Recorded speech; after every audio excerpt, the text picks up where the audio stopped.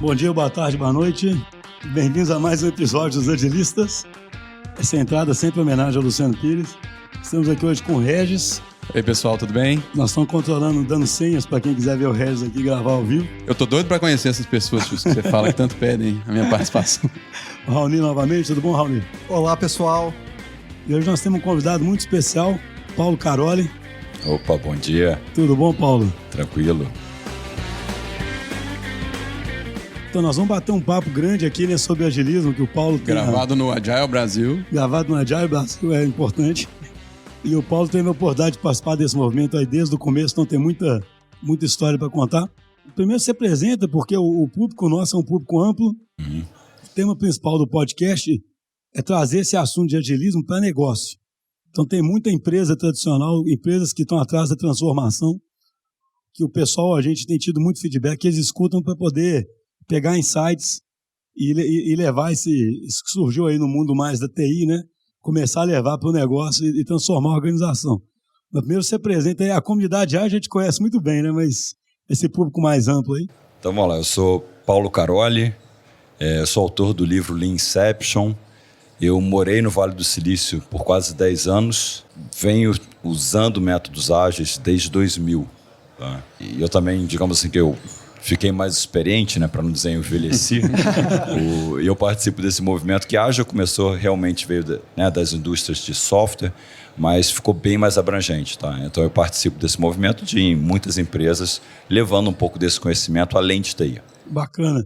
Então, você podia contar para a gente, assim, como é que você chegou nisso, né? Começou desde os anos 2000, né? Como é que foi essa história inicial? Como é que a mosca te picou ali, né? Então eu vou contar a história, né? Eu acho que eu tive a coincidência de estar no lugar, ou próximo do lugar das pessoas onde começou esse movimento. Eu sou carioca, tá? Fiz faculdade de Engenharia da Computação na PUC do Rio.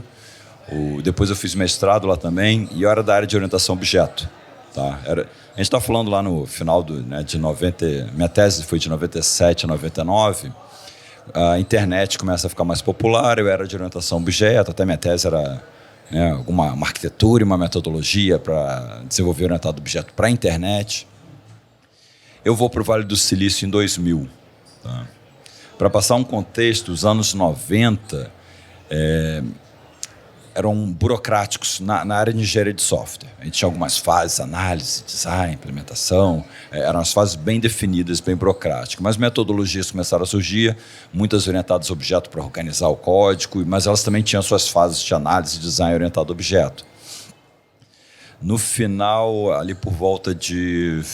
não vou lembrar o ano exato, mas a Rational pegou algumas pessoas dessas de orientação a objetos, juntou, criou uma empresa. Fez o RUP lá, né? Isso. Eles foram bem inteligentes. Eles pegaram três amigos, né? Os três amigos. Tinha umas 8 metodologias orientadas a objetos que iam bem, eram bem populares. Eles pegaram as 3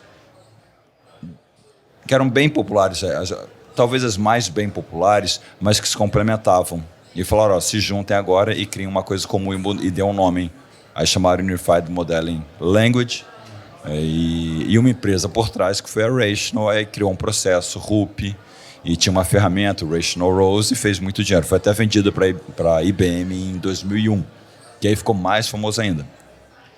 Por que eu estou dizendo isso? Que quando eu fui para os Estados Unidos, né, essa é a época que eu estava, esse início aí da indústria de software querendo se organizar um pouco melhor. Nessa época já devia ser bem evoluído, né? Mas o que te atraiu, o que te motivou aí pro Vale do Silício antes de 2000, né? O que aconteceu? Eu, nos últimos, provavelmente 96, 97, 98, 99, eu ia para os Estados Unidos na conferência de orientação a objeto, que era muito famosa, eu já estava me envolvendo com mestrado, então é importante você ir para pegar material do que estão falando. Eu ia como estudante voluntário, então eu nem gastava muito dinheiro, que você como estudante voluntário ganhava uma verba, eu vendia um computador, chegava lá, comprava 2, até eu conseguia... Eu tentava ir todo ano. Uhum. Então eu estava acompanhando o que estava acontecendo lá. E eu ia na conferência que é Agile Brasil, quando era 98, lotado de empresa, vem trabalhar. Eu falei, o negócio aqui tá bom, né? E eu decidindo o que eu vou fazer depois do mestrado. Aí eu tinha que decidir, eu vou para São Paulo, que nem a maioria das pessoas fazia, ou vou para algum outro lugar. Tinha umas empresas grandes na época que tentavam pescar a gente, a Microsoft, por exemplo, e tinha esse movimento das startups no Vale do Silício. Pô, e Califórnia, eu só conhecia, né, de ver na televisão, né? Parecia ser maravilhoso. Falei, eu vou para Califórnia. Aí eu fui. E chegando lá, me deparei com o Vale do Silício, que é um lugar, na nossa área, é muito interessante, né? É um ecossistema muito abundante de empresas de software e muito além de software, né? Mas aí eu fui para o Vale do Silício. Cheguei lá em 2000, fui nessa conferência de novo, agora com um paper da minha tese publicado, eu todo feliz, né? Brasileiro, não falava muito inglês, cheguei lá para apresentar o paper. Eu falei, vou atrás dos meus ídolos, né? Das pessoas que eu usei muito na tese. Que era eu lembro da época, era o Christopher Alexander, tinha a Gang of Four, do livro de Design Patterns, o Martin Fowler, por causa do livro de UML, e o Kent Beck, por causa de Smalltalk e Design Patterns. E aí encontrei eles lá, assisti uma palestra do Christopher Alexander, né? Vi o Martin Fowler passando, e o Kent Beck estava num stand dando autógrafo. Aí eu entrei na fila, né? Falei, autógrafo, eu entrei, não quis nem saber. Ele estava vendendo um livrinho fininho. Comprei o livro só para pegar o autógrafo do cara, falei lá com ele rapidinho. Eu achei que era um livro de Smalltalk, alguma coisa orientada a objeto. Não era. Era um tal de XP Explained. Livro fininho, eu gosto de ler, achei interessante, diferente. Tinha algumas coisas como eu já fazia unit testing, lá tinha a informação de TDD. Eu falei, pô, que interessante, é parecida, só fazer o teste antes e tal. E tentei aplicar na startup que eu estava. Só eu fazia, né? Ninguém fazia naquela época. Aliás, eu segui tentando aplicar nas startups que eu passei até 2006 e era mais eu tentando convencer as pessoas. Mas não tinha essa prática na época. Foi até o motivo que eu fui trabalhar na ThoughtWorks em 2006. Porque a ThoughtWorks... Agora eu vou entrar na história, tá? A ThoughtWorks, desde o início, tem o DNA ágil. Por quê?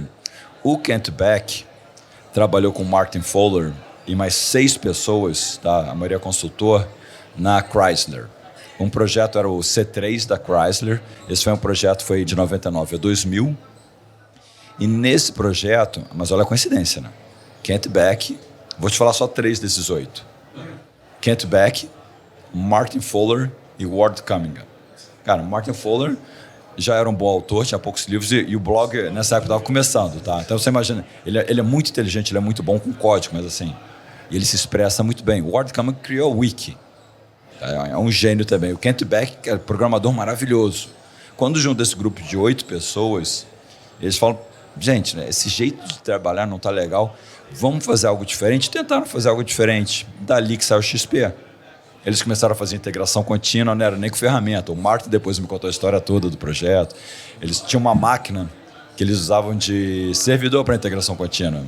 Aí quem terminava o código, né, tinha que botar não era USB na época, sei lá. Era pela network. Quem terminava o código jogava num folder comum e tinha uma máquina que só podia usar quem tivesse buildando o código todo. Então eles tinham um folder comum que, quando a dupla terminava, botava nesse folder e ia sentar nessa máquina comum. E eles usavam post-it. Se tivesse uma dupla já na máquina buildando o código, você botava o post-it com o nome da próxima dupla para saber quem estava na fila. Essa era a integração contínua. Olha que interessante, né? Só que dali eles viram muito valor nessas práticas que eles estavam fazendo. O Kent Beck começou a escrever o livro, chamou de Extreme Programming. Em 2001, o Martin Fowler e 2 desses consultores vão trabalhar num projeto em Nova York. A ThoughtWorks, né, similar com a DT, uma empresa de consultoria, por coincidência está nesse mesmo cliente e vai trabalhar junto. Contrataram 3 consultores independentes e a ThoughtWorks, na época, que era pequenininha. De novo, um time ali de uns 7, 8 pessoas, foram trabalhar juntos. Um deles é o Martin Fowler, que já era, né, bastante conhecido, já tinha um livro e falou, pessoal, olha só, eu fiz um negócio bem interessante no último cliente, que deu muito certo, topam? Os desenvolvedores da ThoughtWorks toparam. Dali até saiu o Cruise Control, que eles, vamos criar alguma coisa aqui para automatizar isso, e se apaixonaram. Só que dali, aquele grupo de consultor da ThoughtWorks, que na época tinha umas 100 e poucas pessoas, maioria nos Estados Unidos, volta para casa num evento anual, fala, gente, a gente está fazendo as coisas, está muito certo. E todo mundo na ThoughtWorks começa a usar essas práticas de Extreme Programming. Então a ThoughtWorks tem o DNA dela desde 2001 e o Martin Fowler acaba vindo trabalhar na ThoughtWorks. Então ela tem um DNA muito forte de métodos ágeis, muito vindo do XP. Eu, na minha busca pessoal lá nos Estados Unidos, como desenvolvedor, buscando pessoas similares que gostavam dessa coisa de integração contínua, TDD, acabam entrando na Fotorx. Então, em 2006, quando eu entro na Fotorx, é uma empresa que já está usando isso há 5 anos. E eu buscando também. E no dia a dia, na Fotorx a gente sempre usa. Então eu passei a usar diariamente, só que eu fui usar outras coisas além de desenvolvimento. O Scrum ainda não era famoso, mas já tinha, né? Eu lembro lendo o livro de Scrum, User Stories eu já estava tentando usar. Então, dali começa a minha prática diária de métodos ágeis, além de desenvolvimento. Você não chegou a trabalhar com Waterfall, não? Trabalhei. Não, eu falo assim, chegou a... Eu trabalho desde 94, né? Então, eu trabalhei com Waterfall. Na época de startup, eu passei em várias startups. Foi até interessante, porque uma delas era nos Estados Unidos, mas tinha o centro de desenvolvimento no Rio de Janeiro. Tá? Era uma de Miami e o desenvolvimento era no Rio. E eu entrei em Miami. Né? A diretoria era lá e eu era arquiteto, então eu estava lá. É que eu estava nos Estados Unidos, tá? Por coincidência eu era brasileiro. Nessa empresa, ela acabou enxugando nos Estados Unidos e vindo tudo para o Brasil.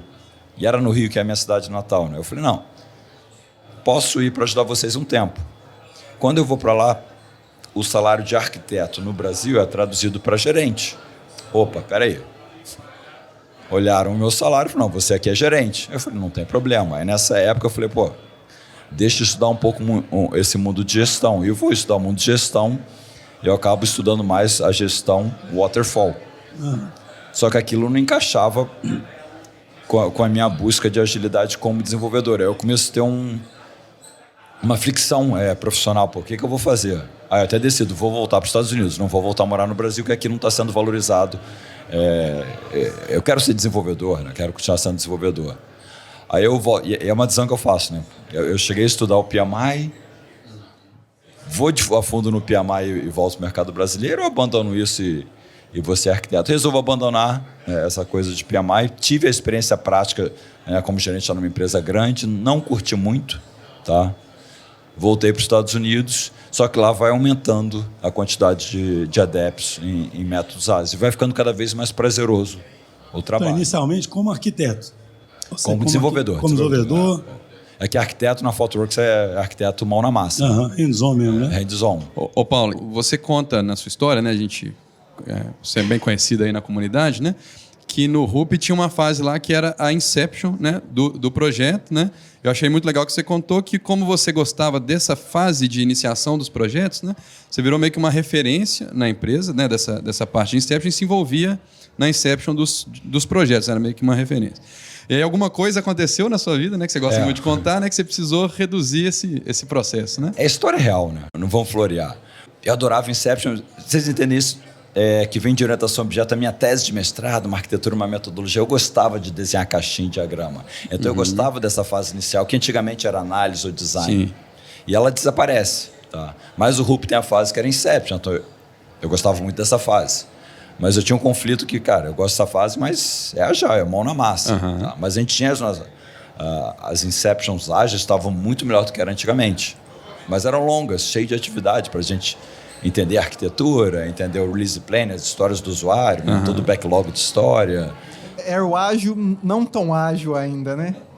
Para a época era ágil. Para a época era. Essa que é a questão. Na época que antes era muito ágil, pior. né? Então, exatamente. Né? É que nem você tem um carro que anda 20 por hora e sai um que anda 40, pô, é maravilhoso. Né? É maravilhoso. Depois vai ter um que vai a 100, né? Era uma grande evolução já. Eu acho que era um passo a passo, né? Acho que foi o caminho da evolução que a gente teve que passar. Só que o que acontece? Eu gosto dessa fase, eu me envolvo lá meio como arquiteto, né? Eu sou um bom facilitador, sempre fui... Até brinco, né? Eu acho que é a malemolência do brasileiro, né? Que isso acaba aparecendo mais quando você está morando fora. Aqui eu reconheço que a gente é muito parecido. Lá fora você, né? Você tem um perfil diferente. Eu começo a ser muito facilitador. Eu vou para a Índia. Na Índia esse perfil é ainda mais enaltecido. Tá? Olha. Então, quando eu vou morar na Índia, e sempre tem muita gente indo e vindo para a Índia a trabalho pela Fotorx, mas eu vou e fico lá 2 anos. Eu bato o recorde na Fotorx de o gringo que ficou lá mais tempo. Olha. Eu faço yoga, tem tudo isso. Então eu queria estar na Índia, mas eu era gringo. Então eu era o facilitador. Aí eu começo a ter muita experiência de facilitação, que eu começo a facilitar. Estava eu morando sozinho na Índia, só fazendo yoga, a vida está tranquila, eu facilito as inceptions para o meu time, para o time do lado, para o outro. Por conta de a vida inteira. Tá na boa, estou fazendo meu yoga, estou feliz, estou facilitando, a galera, gente boa, foi. Aí, então eu tive muita experiência com inception, mas eram longas.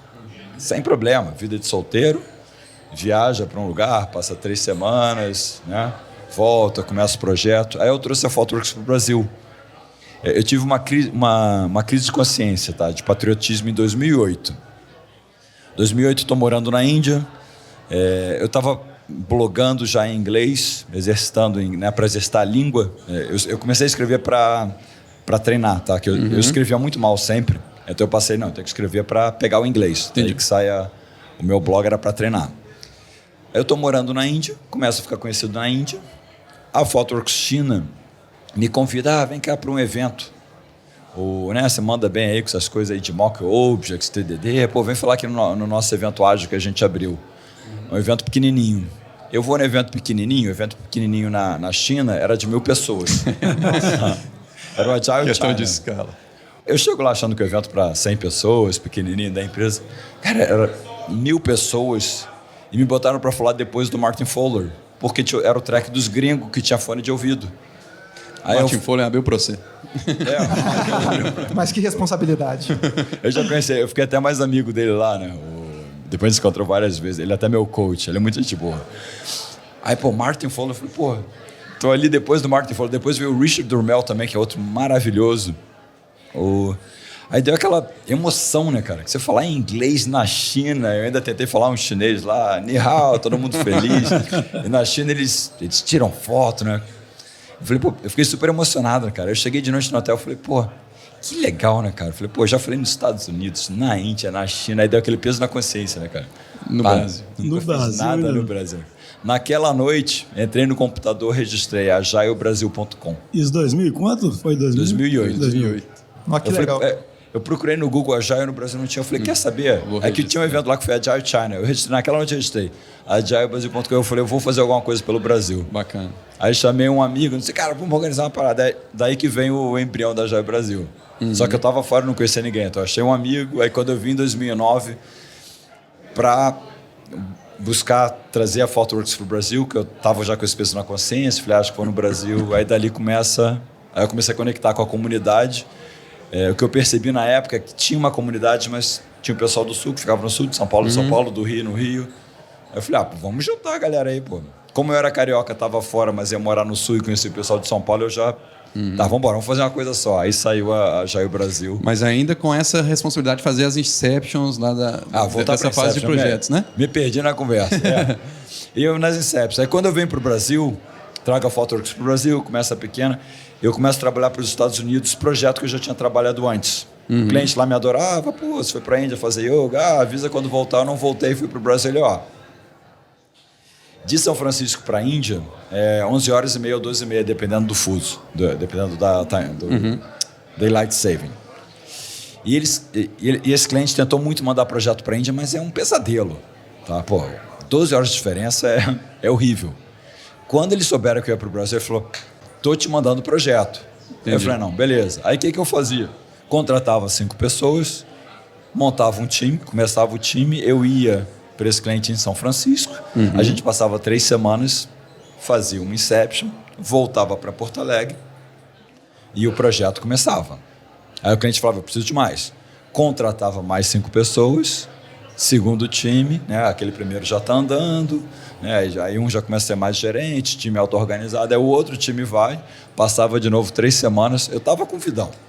Eu tinha recém voltado para o Brasil, sempre que eu voltava, eu parava pelo Rio de Janeiro, até eu ficava um tempo em Porto Alegre, São Francisco, Rio de Janeiro. Porto Alegre, São Francisco, Rio de Janeiro, fazendo o que eu gosto, fazendo a Inception, ThoughtWorks crescendo, indo bem, os brasileiros felizes por estarem trabalhando para fora, em inglês, o pessoal muito feliz porque eu estou trazendo conhecimento de métodos ágeis de 2010, que aqui, né, a gente estava conversando aqui, não tinha tanto, já me conectando com as pessoas que estavam fazendo métodos ágeis aqui, e eles muito felizes porque eu fiz uma conexão do Brasil para fora, e a ThoughtWorks é muito aberta com conhecimento. Então eu sempre abri as portas da ThoughtWorks, né, que nem a DTI faz hoje, traz treinamento aqui para dentro, vê o que a gente está fazendo, compartilha. Em 2011 nasce meu filho. Eu estou nessa vida aí 2010, eu não vou entrar nos detalhes, 2011, opa! Não dá para ser 3 semanas. Nasceu o João. Cara, eu não sei como é, você já tem filho. A vida mudou assim, quando nasceu, quando eu peguei no braço, mudou minha vida. não tá grávido ali? Eu achei, não, vai nascer o filho, né? Vai mudar, não sei o quê, tem que, né? Pegar um quarto, juntar dinheiro, as coisas começam a mudar. Não, mudou muito mais do que isso. Cara, quando eu peguei ele no braço, eu tive que fazer uma viagem de um fim de semana, eu sofri, fui, voltei, mas voltei sofrendo. Aí o cliente falou, ó, novo projeto, novo produto. Cara, olha, é contigo. Eu falei, não, beleza. Eu falei, putz, o que eu vou falar? Não vou? Eu não tinha ninguém para mandar no meu lugar. E ninguém facilitava Inception. Aí eu fiquei desesperado e eu comprava a passagem do time. Aí eu comprei a minha por 1 semana e a do time por 3. E eu remoendo, o que eu vou fazer? Eu já, não, pô, fazer Inception remota. Demais. Tinha uma restrição forte ali, né? Isso era muito forte. Falei, vou fazer remoto, mas eu sou muito contra Inception remota. Não é a mesma coisa. Inception é conectar as pessoas, remoto tu não conecta. Eu falei, porque... Eu desesperado, falei, não, tá, vou fazer remoto, não gosto, mas vou fazer, né? Eu falei, eu até pensei, eu falei, pô, Inception era bem abrangente antes, né? Eu falei, já sei o que eu vou fazer. O release plan eu vou jogar para a última semana, a parte mais arquitetura, a história do usuário ali em detalhe, vou jogar na segunda, e a primeira é tentar entender mais o produto. Né? Que o pessoal se conhecer melhor, vou tentar fazer isso na minha cabeça. Aí quando eu pego o voo, tá no meu Kindle, o livro Lean Startup. Sempre antes de viajar, eu pego os que estão falando mais, jogo no Kindle e decido qual que eu vou ler no avião. E às vezes não é livro de tecnologia. Aí, por coincidência, cara, Lean Startup, o pessoal tá falando tanto no Vale do Silício, deixa eu ler esse negócio, né? Cara, eu leio o livro, não paro de ler. Sabe quando você começa assim, aí sai do avião na fila lá da imigração lendo, aí tá no táxi ali pro hotel lendo também. Terminei o livro todo. Coincidência do destino, em meio da ThoughtWorks, alguém falando, vai ter um evento aqui na Salesforce, tô contigo, não vou poder, alguém quer? O evento era Eric Ries, Lean Startup. E ele não era famoso, tinha acabado de lançar o livro. Fui no evento, palestra dele maravilhosa, o livro fenomenal, mas dá um nó na cabeça, né? Que é um Build, Measure, Learn. Você sai do ciclo, não é Waterfall, não é Sprint, é Build, Measure, Learn. Build, Measure, Learn. Cara, no que eu vi o cara, eu falei, putz. No dia seguinte tinha o kickoff da Inception de 3 semanas. Eu falei, pessoal, a gente está no coração do Vale do Silício. O movimento Lean Startup é daqui. Vocês estão a par desse movimento, né? Mentira, né? Ninguém tinha lido ali. Né? Pô, Eric Ries, vocês não conhecem o Eric Ries? Aqui do lado. Gente, agora o foco é o MVP. É o produto mínimo viável. A gente não pode fazer um produto enorme. E dali foi um xalalá para eu falar, a gente vai fazer em 1 semana essa Inception, porque o foco é no MVP. Olha você. Aí dali que saiu essa perseguição para reduzir a Inception para 1 semana. Não funcionou. Não funcionou de primeira consciência. Vamos dar ela. Não funcionou. Você tentar fazer história do usuário em 1 semana não cabe. Você tentar entender tudo que você entende do produto em 1 semana não dá. Falar de arquitetura, falar de tecnologia. Arquitetura. Então eu comecei com um conflito ali de, putz, não cabe. Você começa a tirar coisa fora. Eu mantive o foco em MVP e fazendo várias Inceptions. Eu tenho até no Antologia da ThoughtWorks Brasil, que eu escrevi bem lá atrás, tem um capítulo que é Inception de 1 semana. Não era Lean Inception. Já era... Eu botei 1 semana e estava lendo as coisas que a gente fazia, mas não estava encaixando ainda. Quando eu subo de nível... Cara, a história do usuário não dá. Em 1 semana não dá para ir nesse detalhe. Quando eu subo de nível de história do usuário para feature, para funcionalidade, o tempo fica melhor e o discurso encaixa com o MVP. Porque o MVP é para validar uma hipótese. A história do usuário já está dizendo como fazer. Sim. Então você está meio que validando, mas dizendo como fazer, você já começa a se amarrar demais. Quando você sobe para feature, para funcionalidade, você amarra menos. Aí os times que rodavam Lean Inception menos amarrados começam a ter mais sucesso. E qual que é a grande diferença disso para um design sprint? O design sprint, o foco dele é design em gerar um protótipo. A Lean Inception, o foco é alinhar as pessoas sobre o MVP. MVP não é protótipo e quando você fala, eu vou fazer um MVP é para validar uma hipótese. Você ainda não precisa saber qual design você vai usar. Eu até gosto do design sprint, né? Esse Inception é antes, a concepção bem inicial do produto. Né? Eu vou jogar assim um mundo ideal que ele não existe, tá? Um mundo ideal. Chamou o Tim Brown da IDEO, né? A empresa com grana ilimitada. Tim Brown, vem cá, faz user research aí pra gente. Tim Brown da IDEO veio, fez lá UX research, todas aquelas coisas bonitas que ele faz por umas 2 semanas, está cheio de conhecimento. Aí a empresa fala, ô Paulo Caroli, vem cá, roda uma Lean Inception agora. É você, o Tim Brown, o time de desenvolvimento e a galera do business. Aí eu rodo ali Inception, o Tim Brown, não, porque as personas são assim, a galera do business, não, mas tem que fazer dinheiro e assado, a galera de tecnologia, peraí, mas não dá, tem que fazer tudo isso, e a gente acha o quê? A gente se alinha sobre o que será o MVP, sem detalhar o como, você não está detalhando a história do usuário, muito menos um protótipo ou interface. Aí sai o Paulo Caroli e te chama o Jake Knapp. Jake Knapp, roda uma design sprint agora. Cara, tá aqui o MVP. Jake Knapp chama os usuários, abre opções de design, botou na frente dos usuários, eles preferem esse. Saiu da design sprint. Pô, aí matou a pau, né? Legal. Na prática, tem muitas práticas que convergem, né? No design sprint e no Lean Inception, de falar de personas, falar de jornada, né? Que... Olha que interessante, né? E olha esse mundo como é que é. São as coincidências do destino. Eu fui consultor no Google quase um ano, tá? Pela ThoughtWorks. Nesse mesmo ano, o Jake Knapp estava lá. Olha, então, eu e ele, a gente está no Vale do Silício, na mesma região, na mesma época. Na mesma empresa, no Google. Tá? Assim, a gente está pegando culturas similares, de momentos similares no Vale do Silício. Eu quase trabalhei no time dele. Eu, como consultor, saía para alguns times. Eu fui para um time que tinha uma coisa parecida com o YouTube. Outras pessoas foram para o time que era o do Gmail, que era o que o Jake Knapp estava trabalhando. Eu quase trabalhei junto com ele na mesma época. Eu acho que é uma sorte que a gente não trabalhou junto. Por quê? O trabalho dele não influenciou o meu, porque eu saí de lá, fui para a Índia e da Índia para o Brasil, então eu não segui acompanhando ele. Tá? E a Lean Inception surge no Brasil. O Jake Knapp não lê português. Então são duas pessoas, e o trabalho dele começa em 2011 são dois também. Caminhos distintos mesmo. Duas pessoas com dois caminhos distintos, escrevendo das dores que a gente tinha em 2008, 2009, 2010, e sai uma solução. O que tem de similar? Design Thinking.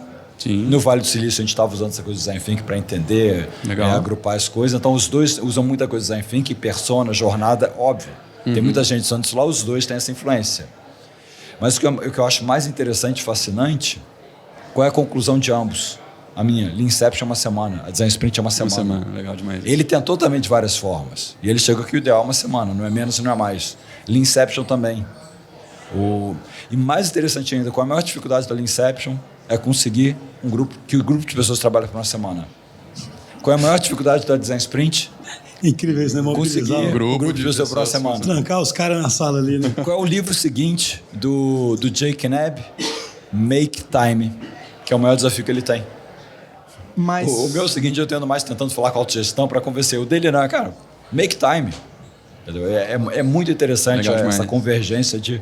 Cara, tem que botar a galera junto por uma semana e fica maravilhoso. Muito bom. Mas e vocês interagiram de algum jeito nessa época ou foi muito independente mesmo? Não, foi independente. E é até interessante, porque como ele escreveu em inglês, a abrangência é maior, e ele estava no Google, ele é muito mais famoso do que eu. Eu estou escrevendo em português no Brasil.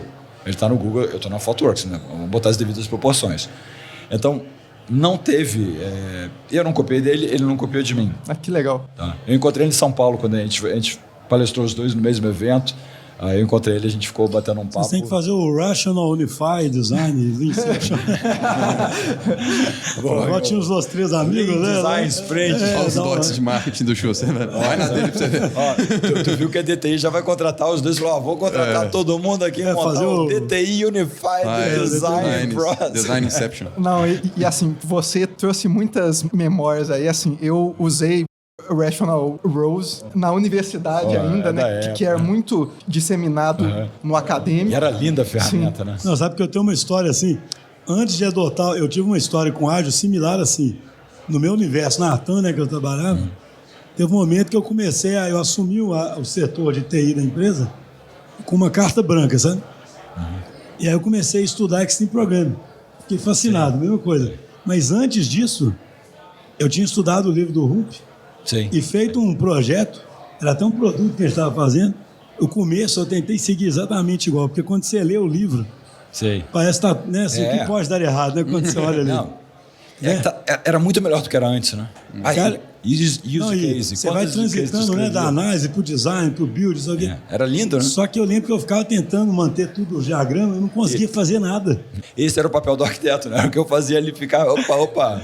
Volta no diagrama, muda. Cara, loucura, né? Eu lembro que eu desenvolvi, aí eu falava, não, eu vou mudar o código. Aí eu mudava o código, aí é impressionante. E aí mais ou menos de 2001, o Schuster chegou com o livro do Kent Beck lá. Sim, ele falou, para de ver isso aí, vai. Me apresentou, falou, lê isso aqui. E dá um nó mental, né? Porque você vem de uma mentalidade. É muito diferente. Pô, que legal, não sei o que. Aí tu vê Extreme Program. E direto, né, cara? Direto, acabou, simples, né? para com isso aí.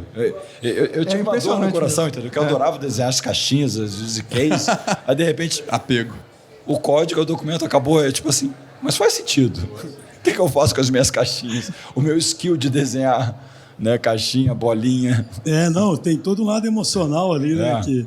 Então, só porque já passou a meia hora, o papo tá muito bom, mas eu queria só avançar agora um pouco. Como a gente estava conversando, né? Hoje o ágil virou mainstream e, na verdade, as organizações querem ficar ágeis. A gente estava até conversando com o Alexandre Magno ontem. Não é exatamente só adotar o ágil, né, dentro da organização, é mais complexo que isso. Mas o fato é que nesse mundo aí maluco, né, o mundo VUCA, as organizações têm que ser capazes de sentir e responder mais rápido. E essa cultura que surgiu aí tem que espalhar, né? Como é que você está enxergando isso? E você está com alguma incursão além do Leanception aí agora? Como é que estão os seus planos, entendeu? Não, vou lá. Primeiro é o seguinte, esse mundo VUCA é fora do Brasil. Aqui no Brasil é MUVUCA, entendeu? Aqui o negócio é mais acelerado ainda. Por isso que a gente apoia a agilidade. A gente já está acostumado, né? A gente nasceu ágil, né? Não tem como não ser. Qual é a minha visão, tá? Eu acho que a segunda revolução industrial, a gente veio muita coisa da indústria manufatureira. Tudo que a gente usa vem dessa época. Todo embasamento teórico que a gente usa, né? A gestão, como é que lidar com as pessoas, vem dessa época, que é bem embasado. Tá? Só que isso está caindo por água abaixo, porque o mundo VUCA, né? A mudança que está acontecendo é muito grande e os modelos antigos não estão encaixando. Então, o que aconteceu é que a gente está buscando novos modelos, tá? E do Vale do Silício vem muita empresa boa e muita... não é só empresa. O Vale do Silício não é uma coincidência. Tá? São Francisco, muitas revoluções vêm de lá, do movimento hippie, do movimento feminismo, de uma forma de trabalhar muito inclusiva, que isso encaixa muito bem, né, nisso que a gente faz os métodos ágeis, que a gente trata todo mundo igual. E esse movimento é muito importante para a sociedade. Isso vai além de TI, além da agilidade de TI.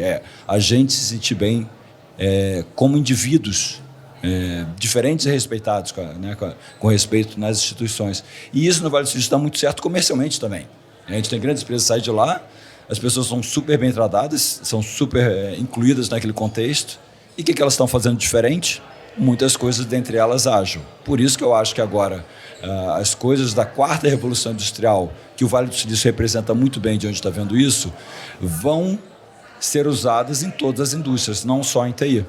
É a nossa sorte que a gente é de TI. A gente é um movimento até de transformação cultural de que cada indivíduo está procurando, né? Porque, no fundo, esses valores do agilismo permitem que o cara seja respeitado, trabalhe com propósito. Né? No XP, né? Um dos 5 valores era o respeito. Isso é muito forte. Em todas as metodologias ágeis, a gente está falando do respeito, de todo mundo é igual. E isso começa a mudar. Nas nossas empresas, você começa a perceber a mudança que isso está trazendo. Essa, para mim, vai ser a maior mudança. Apesar de a gente buscar o ferramental, essa mudança cultural que veio com ágil é o que vai permear nas grandes empresas. A gente na DTI, né, acredita nisso profundamente. Né? O ágil, no fundo, é acreditar nas pessoas e ter uma visão positiva das pessoas. Né? É isso aí. De que elas querem prosperar, suceder, realizar. E que você tenha que não atrapalhar ali e tentar... Né, a gente brinca, né? O líder tem que sair do caminho e deixar as coisas acontecer. Falou exatamente. A melhor coisa que o líder pode fazer é não atrapalhar. Falou tudo, é isso aí. Ô Paulo, muito obrigado então estamos chegando ao final, que nós estamos aqui no evento. Excelente conversa. Muito bom. Um abraço aí, Regis. Pessoal, obrigado pelo convite, obrigado, Paulo. Até a próxima. Um abraço, Raul. Muito obrigado, Paulo. Muito obrigado, gente. Um abraço para todos. Valeu.